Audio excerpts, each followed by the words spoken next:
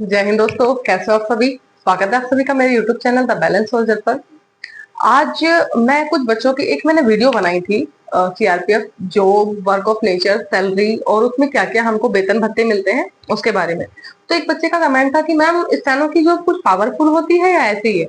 तो मैं आपको बता देती हूँ, स्टेनो की जॉब की जो पावर है ना ग्रुप सी में, वो और किसी क्लरिकल स्टाफ में नहीं है। क्लर्क भी बन जाओ तो आपको कई जनों के अंडर रहना पड़ता है। अगर आप स्टेनो बनते हो तो स्टेनो में आप सिर्फ जिसका स्टेनो हो उसी के अंडर हो। तो यदि मान के चलो आप सीआरपीएफ में हो, है ना, तो आप कमांडेंट से स्टार्ट होता है स्टेनो। हम डीसी टू आईसी के स्टेनो नहीं बनते, हम सीधा कमांडेंट से अपॉइंट होते हैं। तो हमारा एएसआई की पोस्ट पर हम जब भर्ती होते हैं तो हम कमांडेंट के स्टेनो बनते हैं शुरू में, है ना। तो हम इसी के स्टेनो होंगे और हम इसी के अंडर काम करेंगे। इसकी जो पावर होगी बटालियन में वो स्टेनो की पावर होगी। जो स्टेनो ने बोल दिया समझ लो, अगर सीओ साहब के बिहाफ में अगर स्टेनो बोल रहा है तो समझ लो सीओ बोल रहा है। तो स्टेनो की पावर है, ओरा है स्टेनो का। स्टेनो की जॉब प्रोफाइल ग्रुप सी की नौकरी में सबसे अच्छी जॉब जो मुझे लगी वो स्टेनो है।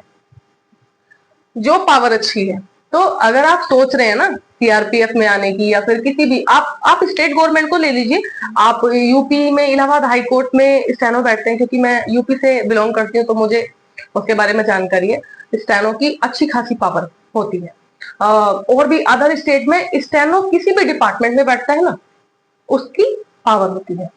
तो आप इससे निश्चिंत रहिए कि स्टेनो की पावर होती है कि नहीं होती है। भाई होती है। ग्रुप सी की सबसे बेस्ट जॉब है स्टेनो। ठीक है। तो ये उज्जवल ठाकुर जी का कमेंट था। दूसरा, स्टेनो के लिए हाइट कितनी होती है, एक बच्चे का कमेंट आया था। तो बेटा 165 सेंटीमीटर तो बॉयज की लेते हैं और 155 सेंटीमीटर गर्ल्स की लेते हैं। एक विमल कुमार जी काफी दिनों से पूछ रहे हैं मैडम सैलरी कितनी है आपकी, आप सैलरी बता दीजिए। मैंने उसमें खोला भी है सैलरी का कि जब आप भर्ती होते हो तो बेसिक पे कितना होता है, बाद में आप ग्रुप बी में आ जाते हो 4200 ग्रेड पे में, 6 साल के बाद जब सब इंस्पेक्टर बन जाते हो आप, तो आप 4200 ग्रेड पे में आ जाते हो। तो उनको एग्जैक्ट सैलरी पूछनी थी। तो मैं सैलरी का बता दूं, सैलरी ना पोस्टिंग की लोकेशन पे डिपेंड करती है। जैसे मान के चलो आपकी पोस्टिंग श्रीनगर है, तो मान के चलो आपका जो बेसिक पे है, अभी जैसे मान के चलो प्रेजेंट टाइम में मेरा बेसिक पे 38,700 है ना। अब इसमें क्या क्या जुड़ेगा। सबसे पहले राशन मनी कितनी मिल रही है अभी हम प्रेजेंट टाइम में, 4254, है ना। ये मैंने लिख दिया था अपनी पे स्लिप से निकाल के। ये डाटा कोई नहीं देगा आपको, ठीक है। मैं सिर्फ इसलिए दे रही हूँ कि आपका मोरल हाई हो और आप स्टेनो के बारे में या फिर गवर्नमेंट जॉब की तैयारी के बारे में कुछ सोचे कि कितने वेतन भत्ते मिलते हो, क्या क्या हमको बेनिफिट है।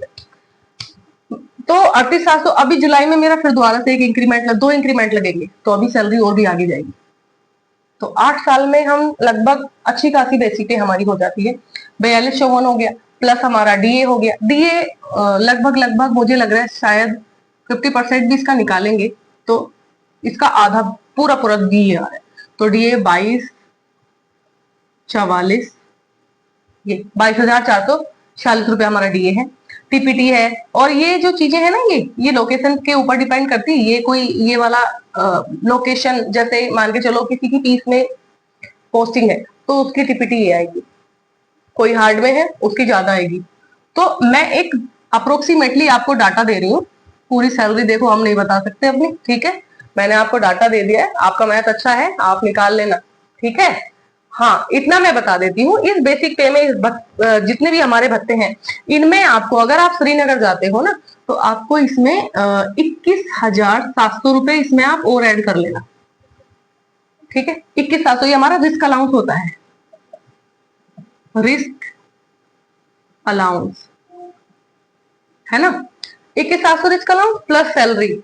और हाँ, वहां पे हमारा एक्स कैटेगरी की सिटी है ना, तो हमारा टीपीटी भी बढ़ेगा, हमारा एचआरए भी बढ़ेगा। अभी मैंने एचआरए नहीं बताया इसमें, एचआरए और खोलूंगी तो वो और भी आगे जाएगा, ठीक है। तो सैलरी हमारी ऐसे मानो इन हैंड सारी चीजें लगा के, तो सब कुछ कट कटा के मैं बता रही हूँ अप्रोक्सीमेटली 60 प्लस 22 ये और लगभग 12-13 मान लो HRA है ना, तो कितना हो गया 5 और ये हो गया 8 और 1 9, देखा 95। अप्रोक्सीमेटली आपकी अगर आप हार्ड एरिया में पोस्टिंग काटते हो तो आपकी 95,000 सैलरी बनेगी भर्ती होने के 7 साल बाद। मतलब मैं अपनी पोजीशन पे बता रही हूँ कि हाँ इतनी सैलरी आपकी बच जाएगी। तो 95,000 रुपए सैलरी आपकी हार्ड पोस्टिंग, अगर आप हार्ड एरिया में श्रीनगर, जम्मू कश्मीर, छत्तीसगढ़, झारखंड, जो नक्सली एरिया हो गए, जो रिस्क वाले एरिया हैं, उनमें आपकी सैलरी लगभग 1 लाख जाएगी। हाँ, आप जहां पीस पोस्टिंग काट रहे हैं ना, पीस पोस्टिंग में आप रिस्क अलाउंस हटा दो और पीपीटी HRA और भी थोड़ा थोड़ा कम कर दो, तो आप ऐसे मान लो आपकी 60 और 70 75,000 रुपए सैलरी आपकी पीस एरिया में आराम से आ जाएगी। और ये मैं इन हैंड बता रही हूँ, इन हैंड सब कुछ काट के, ये हमारी इन हैंड सैलरी है। सैलरी ठीक ठाक है, सैलरी में कोई दिक्कत नहीं है, बस आप मेहनत कीजिए। हाँ, एक बच्चे का रोहित जी हैं, उनका कमेंट था कि मैम हमारी ना 75 से 80 की स्पीड की शॉर्ट हैंड की स्पीड चल रही है और वो शायद SC कैटेगरी में आते हैं।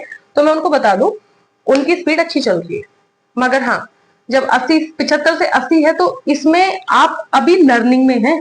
आप ये मत सोचना कि मेरी 75 से 80 स्पीड चल रही है तो मैं शॉर्ट हैंड पास कर लूंगा।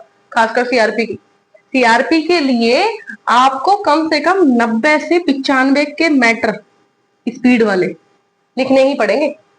90 से 95 की स्पीड के मैटर जब आप लिखोगे तब समझना कि आप सीआरपी के स्टूडेंट हो। हाँ, इसमें एक चीज और, लिखना ही नहीं, उसको उठाने के बाद उसमें गलतियां अंडर 10 आनी चाहिए, अंडर 10, तब मानना कि शॉर्ट हैंड की स्पीड पे आप सीआरपीएफ में शॉर्ट हैंड का मैटर क्लियर कर सकते हैं। सीआरपीएफ में शॉर्ट हैंड अच्छे खासे लेवल की बोली जाती है। हाँ, पिछली बार अभी जो 24-25 की वैकेंसी आई ना, इसमें इन्होंने पता नहीं किस बेस पे मेरिट लगाई है, उसमें इन्होंने शॉर्ट हैंड का परसेंटेज बांध दिया है कि 40% गलतियां माफ है। पहले 40% में नहीं आके वो सीधा क्या 800 वर्ड बोलते थे, उसमें सिर्फ ये 40 गलतियां माफ करते थे।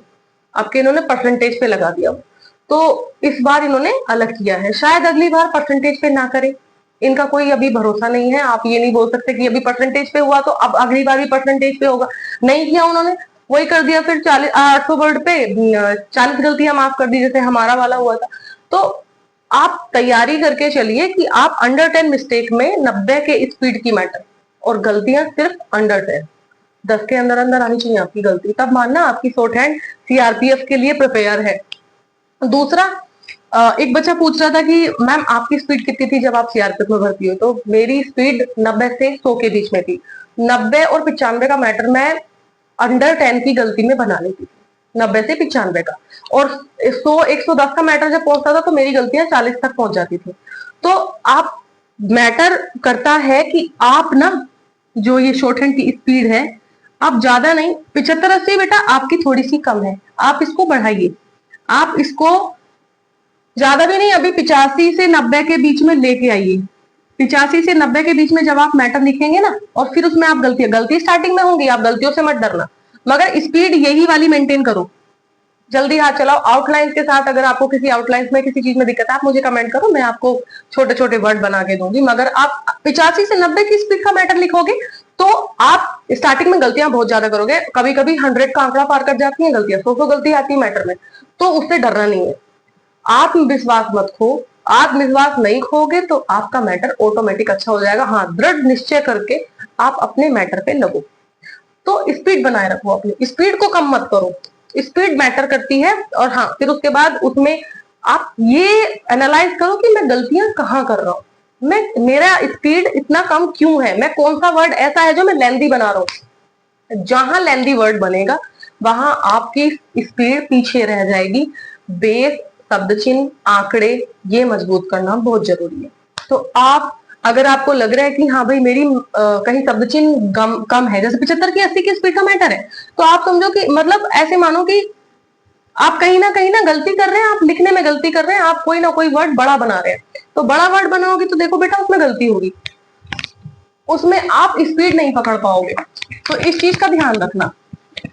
आप सबसे बढ़िया है आप स्पीड लेके पहले मैटर को लिखो, और उसको लिखने के बाद उसको हिंदी में टाइप करो।